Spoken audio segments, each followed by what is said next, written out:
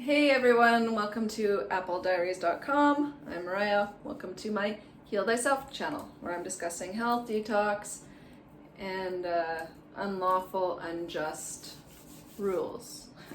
Okay, so I just wanted to do a update on where I'm at along my healing journey. I mean, it doesn't ever end when you go out and it's so stressful that you need to come home and take a nap or meditate or decompress just for going out to the grocery store. Anyways, in my last video I just spoke about why, so you can check that out if you're curious.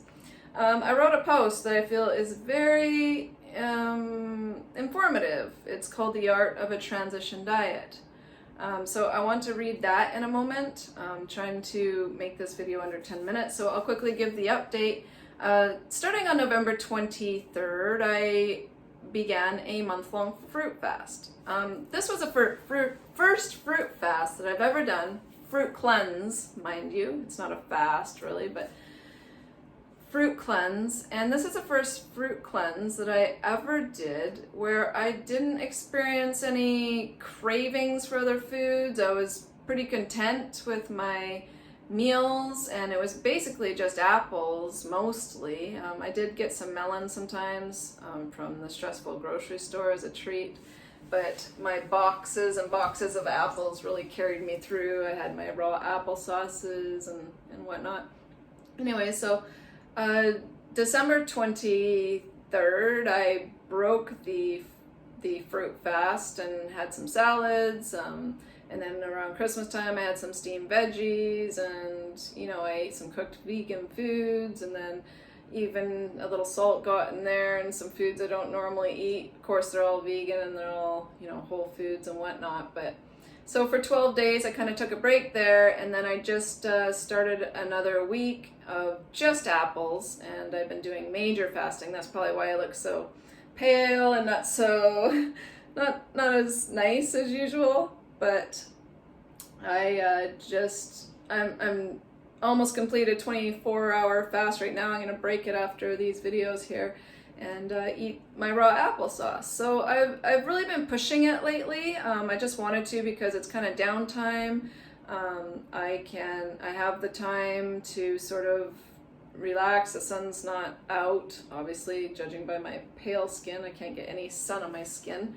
I don't see any traveling in my future with the way things are going, but I'm happy to be breaking the fast tomorrow. I'm gonna have some zucchini noodles for dinner. I'm looking forward to those. How did I push it? Well, I did a series of 24-hour fasts back to back, where I would just break it with applesauce in the evening, and usually when I'm doing some fasting, I do some juices during the day, but this time I just did water, and some days I was doing some warm water, just warm it up, and so it feels like I'm drinking tea, but really I'm just drinking warm water. So I really pushed the envelope a bit.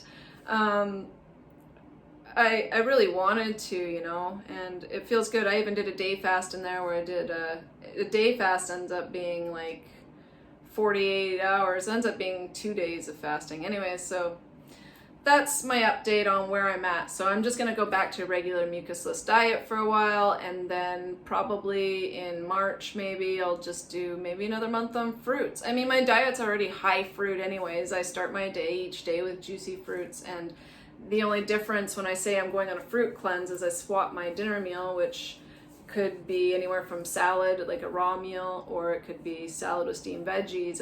I'll switch that for fruit meal when I'm doing a fruit cleanse. So it's not like things change that much. Whoa.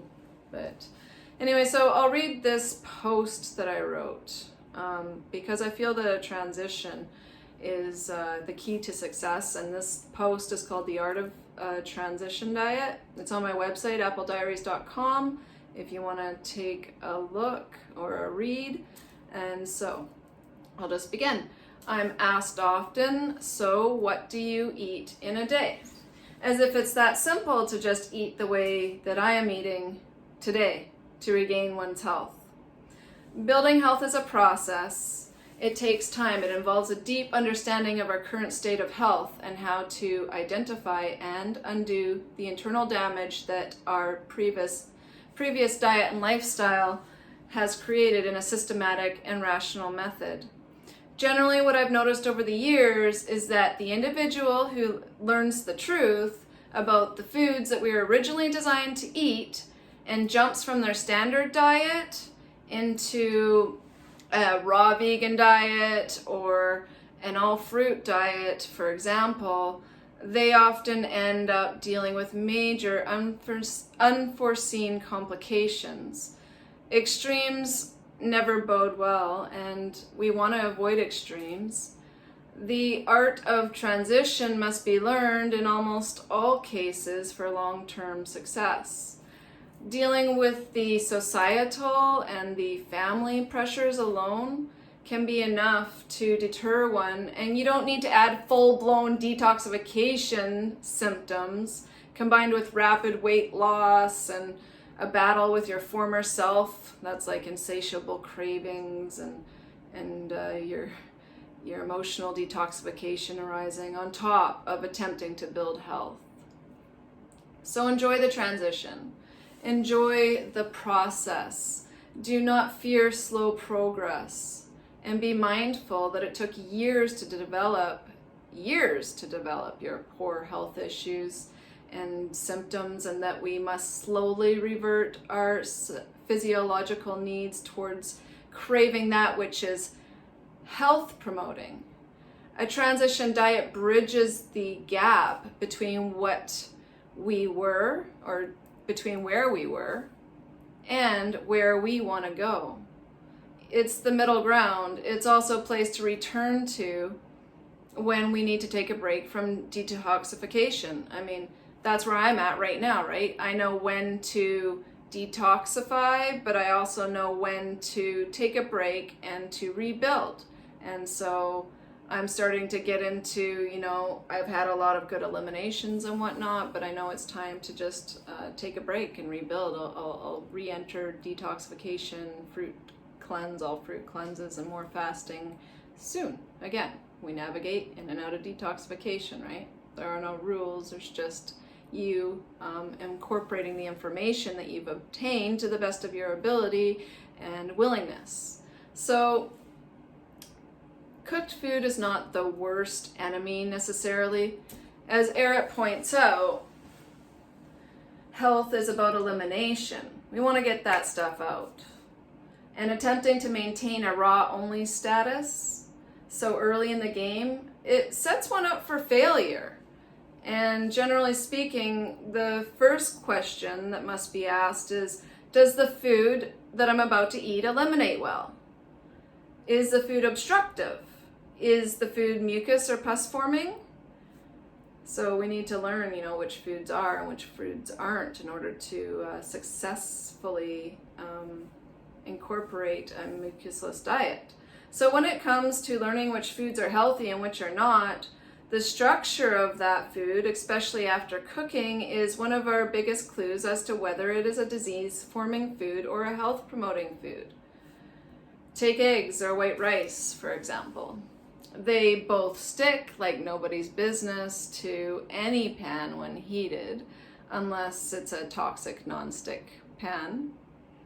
What do you think these foods are doing within? White rice and eggs are highly mucus-forming, sticky, constipating, and belong nowhere near the human body.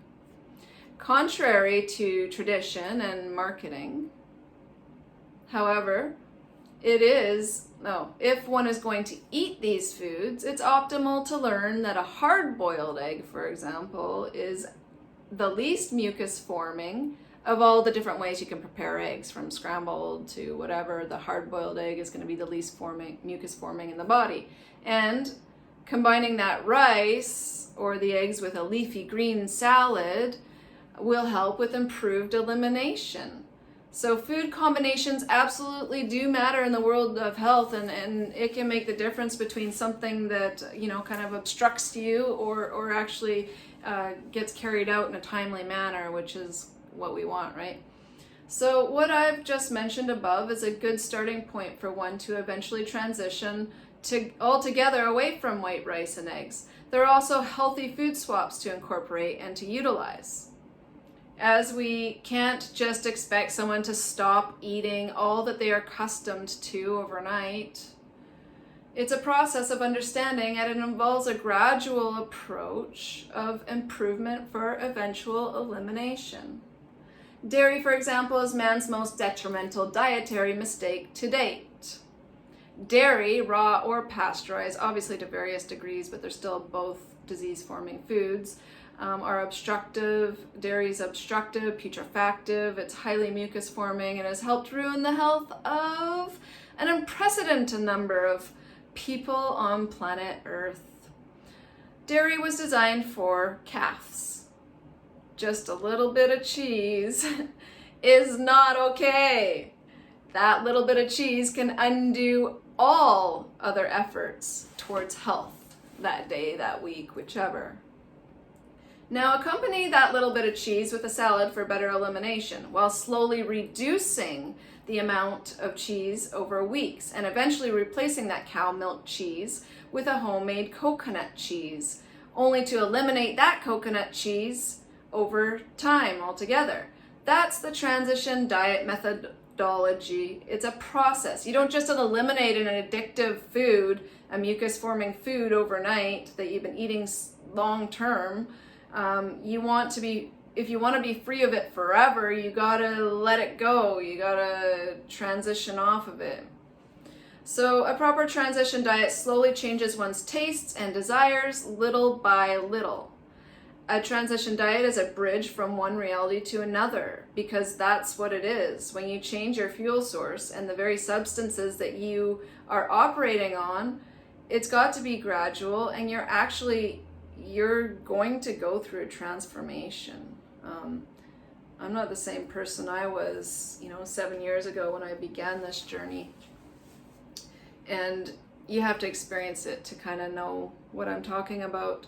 So to ask me what I eat in a day, 7 years into my own personal journey, does not help to serve you with solving your own health and dietary issues. And that's the truth. It doesn't help to solve you.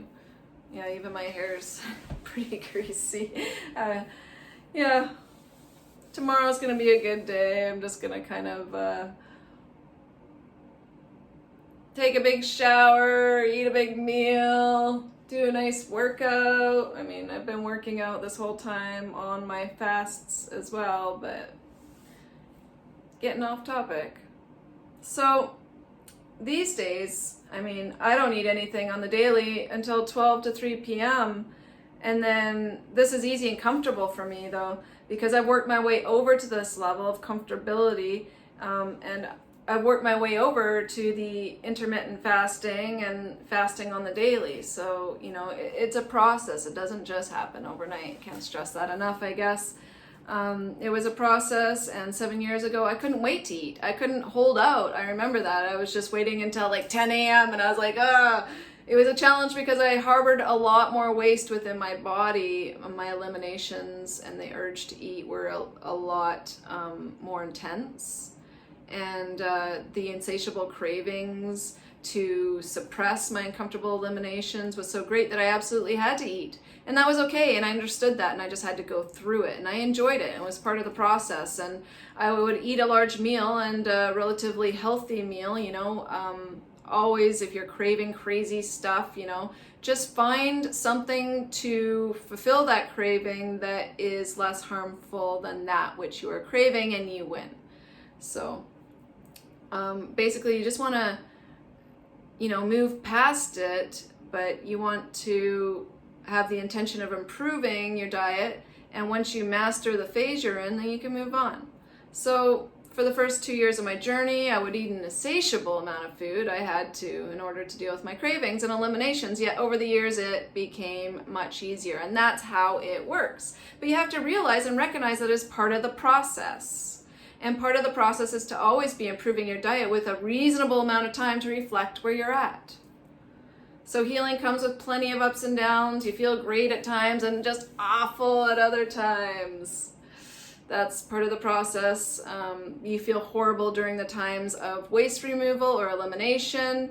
And to become your own doctor, healer, dietitian in order to build health, you must learn the process and not be afraid to take your time with it. Do not put yourself into a specific category such as raw vegan or fruitarian, because when strict boundaries are set, failure is inevitable. I mean, then you're going to start feeling guilty, and that's the worst thing you need. You know, I've never felt guilty about anything, ever. If I indulged in something that I shouldn't have along my journey, which, happened in the beginning times, in the beginning couple of years, I never felt guilty. I moved past it and I just kept at it. So it's a process that will take you to where you want to go, so long as you learn how to make optimal, less harmful choices in moments of weakness. Like I said, just choose something less harmful than that which you are craving. And there will be plenty of times like that. So if you do not lose sight with where you are going, you will get there in your own way, on your own terms. That's why I am reluctant to share with how I eat in a day, because that's not necessarily how somebody else should eat in a day to obtain health. And don't let a family member deter you because they lack understanding of the process. This is also why you need to learn the entire process for yourself and understand it, so you can explain it to others, convey it to others in a way that they're going to understand, so they don't, deter you from your path. So no one successfully jumps from a standard diet to a raw food diet overnight indefinitely. You will find these people making videos on how a raw food diet ruined their health and how dead animal flesh saved their health a week later. Like, come on, you need to be at least a year or something on any type of diet to, even speak about it, right? Like, you can't be like, raw food diet ruined my health, fruits ruined my health, and then they go over to meats and a week later they're like, I'm healed. Okay, whatever. Anyways, both statements are a result of gross misinterpretation and lack of understanding. I was talking about how they go on about how dead animals save their lives. So my message here is to focus on you. Do not focus on where anyone else is at along their journey. I mean, who cares what other people are doing? You got to do you. Learn the truth, read, gain an understanding so that you can approach a complete return to nature and to health in a rational, slow, and systematic way. Healthy food swaps are an invaluable tool. When an individual can start with eating white rice, move over to wild brown rice, and end with eating cauliflower rice, that's a big win. Eventually, if they wish to take it further, they can eliminate rice altogether and just hit up the fruits only, but that's not necessarily necessary. It depends on where you want to take it. It depends on what you want. And what level of health you want, right? So you can just stay with the cauliflower rice because that's the healthiest version of rice available. So I am often reluctant to share all that I am doing within my own journey because I wouldn't suggest that anyone fast on water only without years of preparation, or to eat only apples for a month if it wasn't a comfortable and joyous experience due to years of proper transition, right? Makes sense. I go through periods of regular eating, a mucusless, mucus-lean diet, and then I have times of fasting, extended fasts, I have short fasts, I do 1 day a week fasting, I do intermittent fasting on the daily, I do fruit-only cleanses, I just work it. You just work it. So the only thing I can say for certain is that I am motivated to keep my diets to fruits, greens, and vegetables only, because that's self-sufficiency to me. That is ultimate self-sufficiency. I don't have to deal with the dead animals and the eggs and the milks and the poor health and going to hospitals, and that's self-sufficiency. And where am I? Because I have an awareness of the impact that all other foods create within the body to various degrees. So I said the only thing I can say for certain is that I am motivated to keep my diet to fruits, greens, and vegetables only because I have an awareness of the impact that all these other foods have on human health, and I just don't want to go back there. I don't want to be sick. I don't want to eat dead things. I just, you know?